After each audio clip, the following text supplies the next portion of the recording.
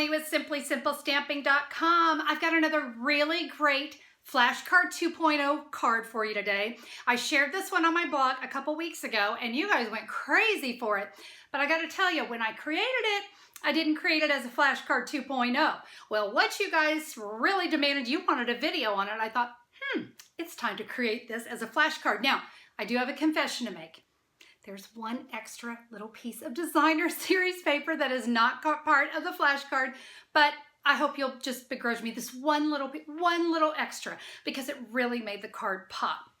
You could leave it off, you could maybe do a little stamping instead, but I really love using this designer series paper. So let me tell you about this card. It's not just a basic little card, it's what we call an easel card. So this sits on the recipient's desk or on the mantle or just anywhere out and about. So it's such a fun little card. So let's go ahead and get started with our Flash Card 2.0 Happy Birthday Easel Card. So to create our card, we are going to actually be starting with the thick Whisper White cardstock. I really love this cardstock. I have it cut at 11 inches by 4 1/4. Guys, I scored that at 2 1/4 and at 5 1/2. Now my Flash Card pieces are in Melon Mambo and Whisper White. And as I said, I'm sneaking in one extra. Sorry, we're gonna sneak in one extra. This is the It's My Party Designer Series paper stack. It is 2 1/4 by 6 inches.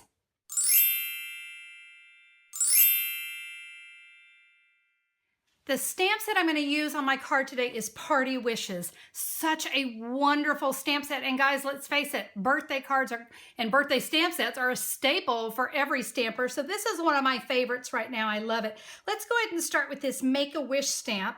And I've got my Whisper White cardstock. I've got a crushed curry ink pad. And guys, I would like you to stamp Make-A-Wish as far over to the side and at the bottom as you can, because we're going to be using this piece here. And then I'm going to come in with a 1 1/4 inch circle punch.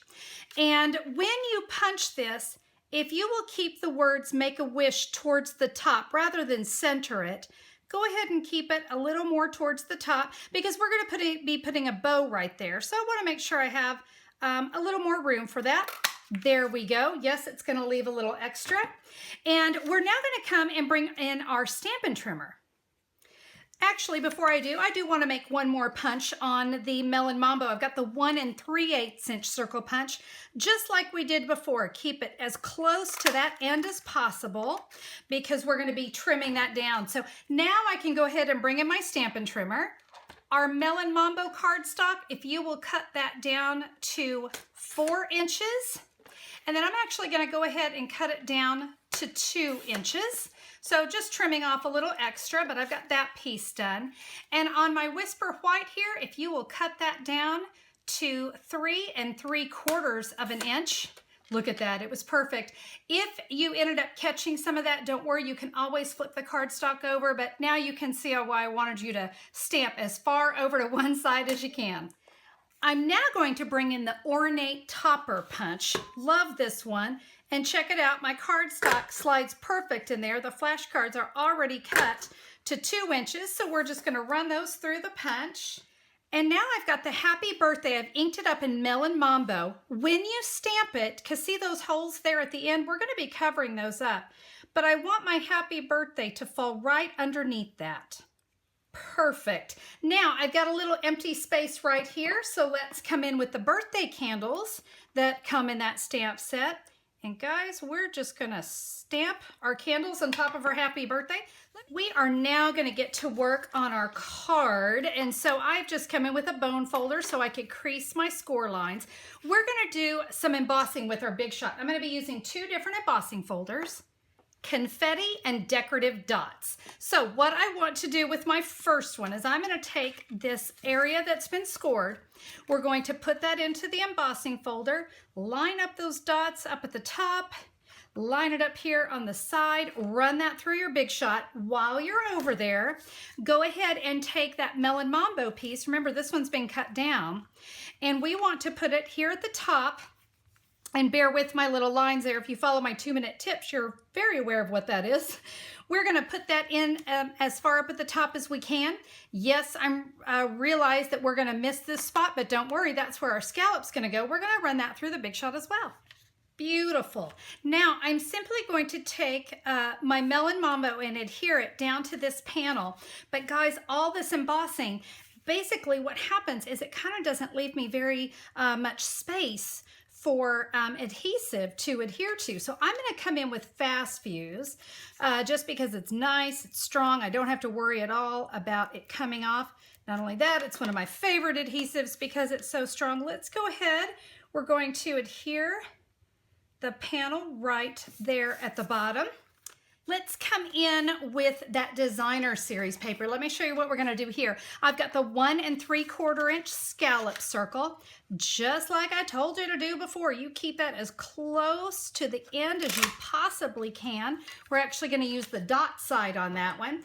And guys, let's trim this one down to 4 1/4 inches. I was wrong on that. We'll cut that down to 4 inches. Forgive me for that. That's gonna leave us just a little bit of border. So we're gonna come in. We're gonna take, you can use your fast fuse again, or you are welcome to use snail at this point. We're gonna adhere this down to the inside of our card. So now it's time to do some building. So we're gonna take that beautiful little speckle that we have there. And guys, we're just gonna put a little fast fuse right here in this little area that I told you was kind of notched out because of the folder itself. Let's press that down. Now we're going to take these 2 pieces. Let's actually go ahead, because that's designer series paper, I'm going to strengthen it by adding my Melon Mambo circle to it. So that gives it a little strength back there. This one here, let's come in with a couple Stampin' Dimensionals, and that way we can make that party just pop. We are going to add that right there to the center. And then to polish it off, I have got a piece of the 1/4 inch Melon Mambo cotton ribbon. This is one of my favorite ribbons, and it's such a nice size. I just made myself a tiny bow. And if you're not familiar with how to do that, I actually have a 2-minute Tuesday tip on how to make tiny bows. So there's that. Now we're going to make the easel part. So let me show you what we're going to do there. So let's take that focal image for the inside, and I'm going to put dimensionals over those holes. Your silicone mat would probably come in handy here because I don't want that to accidentally stick to my paper. Let's add a couple more up at the top and then a couple more at the bottom. Because it's an easel, I just want to make sure it's kind of got the strength that it needs. So there we go. We've got our dimensionals on there. Let's peel off the backings.